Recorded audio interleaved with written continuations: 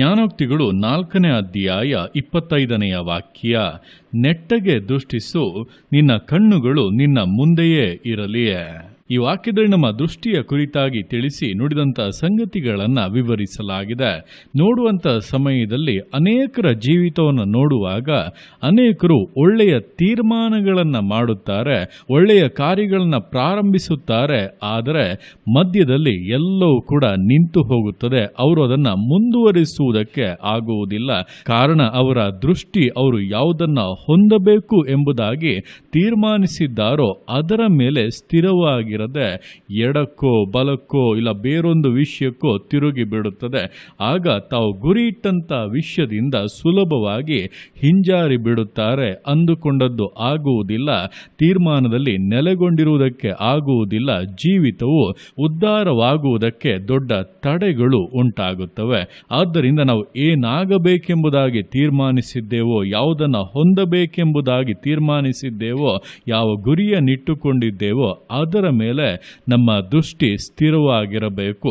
ಅದನ್ನೇ ಈ ವಾಕ್ಯದಲ್ಲಿ ಹೇಳಲ್ಪಟ್ಟಿದೆ, ನೆಟ್ಟಗೆ ದೃಷ್ಟಿಸು, ನಿನ್ನ ಕಣ್ಣುಗಳು ನಿನ್ನ ಮುಂದೆಯೇ ಇರಲಿ ಎಂಬುದಾಗಿ. ಅಂದ್ರೆ ನಾವು ನಮ್ಮ ಮುಂದೆ ಇಡಲ್ಪಟ್ಟಿರುವಂತಹ ಗುರಿಯನ್ನ ಮುಟ್ಟುವಂತೆ, ಆ ಬಹುಮಾನವನ್ನ ಹೊಂದಿಕೊಳ್ಳುವಂತೆ ಸ್ಥಿರಚಿತ್ತದಿಂದ ಜೀವಿತವನ್ನ ನಡೆಸಬೇಕು.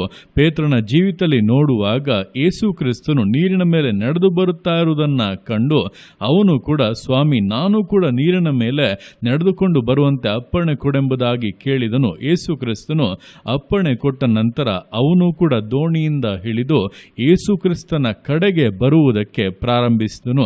ಎಲ್ಲಿಯವರೆಗೂ ಅವನ ಕಣ್ಣುಗಳು ನೆಟ್ಟಗೆ ಇದ್ದವು, ಅಂದರೆ ಯೇಸು ಕ್ರಿಸ್ತನ ಬಳಿಗೆ ಹೋಗಬೇಕೆಂಬುದಾಗಿಯೇ ಅವನು ಹೊರಟು ಹೆಜ್ಜೆಗಳನ್ನು ಇಡುತ್ತಾ ಇದ್ದನೋ ಅಲ್ಲಿಯವರೆಗೂ ಕೂಡ ಅವನು ಮುಳುಗದೆ ನೀರಿನ ಮೇಲೆ ನಡೆಯುತ್ತಾ ಇದ್ದನು. ಯಾವಾಗ ಅವನ ಕಣ್ಣುಗಳು ಎಡಕ್ಕೋ ಬಲಕ್ಕೋ ತಿರುಗಿ ಬೇರೆ ವಿಷಯಗಳನ್ನು ದೃಷ್ಟಿಸುವುದಕ್ಕೆ ಆರಂಭಿಸಿತೋ ಆಗ ಅವನು ಮುಳುಗುವುದಕ್ಕೆ ಪ್ರಾರಂಭಿಸಿದನು.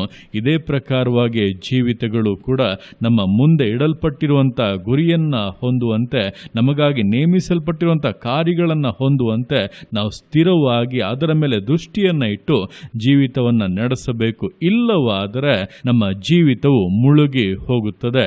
ಅದಕ್ಕೆ ಕಾರಣ ನಾವೇ ಆಗಿಬಿಡುತ್ತೇವೆ.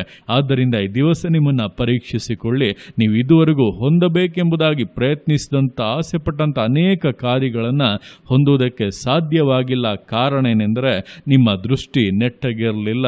ನೀವು ಹೊಂದಬೇಕೆಂಬುದನ್ನು ಆಸೆ ಪಟ್ಟಿರಿ, ಆದರೆ ಅದಕ್ಕಾಗಿ ಸ್ಥಿರಚಿತ್ತತೆ ಇರಲಿಲ್ಲ. ಹೊಂದಬೇಕೆಂಬಂಥ ಆಸಕ್ತಿ ದೀರ್ಘಕಾಲ ಮುಂದುವರಿಯಲಿಲ್ಲ. ಆದ್ದರಿಂದಲೇ ಈ ದಿವಸ ಅದನ್ನು ಕಳೆದುಕೊಂಡು ಹೊಂದುವುದಕ್ಕಾಗದಿರುವಂಥ ಪರಿಸ್ಥಿತಿಯಲ್ಲಿದ್ದೀರಾ. ಜೀವಿತ ಮುಳುಗುತ್ತಾ ಇದೆ. ಈ ದಿವಸ ತೀರ್ಮಾನ ಮಾಡಿರಿ, ದೇವರೇ ನಾನು ಯಾವುದಕ್ಕಾಗಿ ಪ್ರಯತ್ನಿಸುವುದಕ್ಕೆ ಪ್ರಾರಂಭಿಸುತ್ತೇನೋ, ಯಾವುದನ್ನು ಹೊಂದಬೇಕೆಂಬುದಾಗಿ ಅಂದುಕೊಳ್ಳುತ್ತೇನೋ, ಯಾವ ವಿಷಯದಲ್ಲಿ ಅಭಿವೃದ್ಧಿ ಹೊಂದಬೇಕೆಂಬುದಾಗಿ ತೀರ್ಮಾನಿಸಿದ್ದೇನೋ, ನೀವಿಟ್ಟಿರುವಂತಹ ಗುರಿ, ನೀವಿಟ್ಟಿರುವಂತಹ ವಾಗ್ದಾನಗಳನ್ನು ನಾನು ಪೂರ್ಣವಾಗಿ ಹೊಂದಿಕೊಳ್ಳುವಂತೆ ನನ್ನ ದೃಷ್ಟಿಯನ್ನು ನೆಟ್ಟಗಿಟ್ಟುಕೊಂಡು ನನ್ನ ಕಣ್ಣುಗಳನ್ನಪ್ಪ ನನ್ನ ಮುಂದೆಯೇ ಇಟ್ಟುಕೊಂಡು ಜೀವಿತವನ್ನು ನಡೆಸುವುದಕ್ಕೆ ನನಗೆ ಸಹಾಯ ಮಾಡು. ಬರುವಂಥ ಎಲ್ಲ ಚಂಚಲತೆಗಳು, ಎಲ್ಲ ವಿರೋಧಗಳು, ಭಯ ಹುಟ್ಟಿಸುವಂಥ ಕಾರ್ಯಗಳು ನೀಗಲಿ ಎಂಬುದಾಗಿ ಸಮರ್ಪಿಸುವುದಾದರೆ ಖಂಡಿತವಾಗಿ ಜೀವಿತದಲ್ಲಿ ಬದಲಾವಣೆಯನ್ನು ಕಾಣುತ್ತೀರಾ. ಆ ಬದಲಾವಣೆಗಳು ನೀವು ಅನೇಕ ಆಶೀರ್ವಾದಗಳನ್ನು, ಮೇಲುಗಳನ್ನು ಹೊಂದಿಕೊಳ್ಳುವುದಕ್ಕೆ ಪೂರಕವಾಗಿರಲಿದೆ. ಹಾಗಾಗಿ ದಿವಸಗಳಲ್ಲಿ ನಾವು ಹೊಂದಬೇಕೆಂಬುದಾಗಿ ಇರುವಂತಹ ಕಾರ್ಯಗಳ ಮೇಲೆ ದೃಷ್ಟಿಯನ್ನು ಇಟ್ಟು ಅದನ್ನು ಹೊಂದತಕ್ಕಂತೆ ಸ್ಥಿರಚಿತ್ತದಿಂದ, ದೃಢತೆಯಿಂದ, ಸಮರ್ಪಣೆಯಿಂದ ವಿಶ್ವಾಸ ಜೀವಿತಗಳನ್ನು ಮುನ್ನಡೆಸೋಣ. ದೇವರ ಕರಗಳಲ್ಲಿ ಸಮರ್ಪಿಸಿ ಪ್ರಾರ್ಥಿಸೋಣ. ಯೇಸುವೆ ಸ್ತೋತ್ರ ರಾಜ, ಕೊಟ್ಟಂಥ ದಿವಸಕ್ಕೋಸ್ಕರ ಸ್ತೋತ್ರ ಕರ್ತನೆ.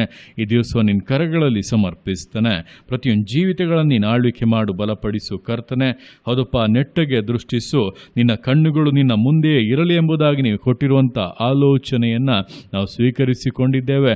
ಅದಕ್ಕನುಗುಣವಾಗಿ ಜೀವಿಸಕ್ಕೆ ಸಮರ್ಪಿಸ್ತಾ ಇದ್ದೇವೆ. ನಿನ್ನ ವಿಶೇಷವಾದ ಕೃಪೆಯನ್ನು, ಬಲವನ್ನು ನಮಗೆ ಅನುಗ್ರಹಿಸು ಕರ್ತನೆ. ಎಲ್ಲ ವಿಧವಾದಂಥ ಹೋರಾಟಗಳು, ಚಂಚಲತೆಗಳು, ಭಯವನ್ನು ಹುಟ್ಟಿಸುವಂಥ ಕಾರ್ಯಗಳು, ಹಿಂಜರಿಯುವಂತೆ ಮಾಡುವಂಥ ಮಾಡುವಂಥ ಕಾರ್ಯಗಳೆಲ್ಲ ಯೇಸುವಿನ ನಾಮದಲ್ಲಿ ತೊಲಗಿ ಹೋಗಲಿ. ಅಪ್ಪ, ನಿನ್ನ ಮಕ್ಕಳು ಕರ್ತನೆ ಸ್ಥಿರಚಿತ್ತದಿಂದ ಜೀವಿತವನ್ನು ಮುನ್ನಡೆಸಿ ನೀನಿಟ್ಟಿರುವಂಥ ಸಕಲ ವಾಗ್ದಾನಗಳನ್ನು ಮೇಲುಗಳನ್ನು ಪೂರ್ಣವಾಗಿ ಸ್ವಂತ ಮಾಡಿಕೊಳ್ಳೋದಕ್ಕೆ ಸಹಾಯ ಮಾಡು. ನೀನು ಅನುಗ್ರಹಿಸು, ಆಶೀರ್ವದಿಸು, ಎಲ್ಲ ಕೊರತೆಗಳನ್ನು ನೀಗಿಸಿ ಸಮೃದ್ಧಿಯ ಜೀವಿತವನ್ನು ದಯಪಾಲಿಸು. ನೀನು ಆರ್ತಿಗೆ ಮಾಡುವಂಥ ನಿನ್ನ ಪ್ರೀತಿಗೋಸ್ಕರ, ಕೃಪೆಗೋಸ್ಕರ ಅಪ್ಪ ನಿಮಗೆ ಸ್ತೋತ್ರಗಳು. ಪ್ರತಿಯೊಂದು ಜೀವಿತಗಳನ್ನಪ್ಪ ನಿಮ್ಮ ಕರಗಳಲ್ಲಿ ಸಮರ್ಪಿಸ್ತಾ ಅದನ್ನೇ ಆಶೀರ್ವದಿಸು, ಮಾನಿಸು, ಘನಪಡಿಸು. ಎಲ್ಲ ನಿಮ್ಮ ಕರಗಳಲ್ಲಿ ಸಮರ್ಪಿಸಿ ಎಲ್ಲ ಸ್ತುತಿಯನ್ನು ಮಾರ್ಪಣಿನೊಬ್ಬನಿಗೆ ಸಲ್ಲಿಸಿ ಯೇಸುವಿನ ನಾಮದಲ್ಲಿ ಬೇಡುತ್ತೀನಿ ನಮ್ಮ ತಂದೆಯೇ. ಆಮೇನ್, ಆಮೇನ್.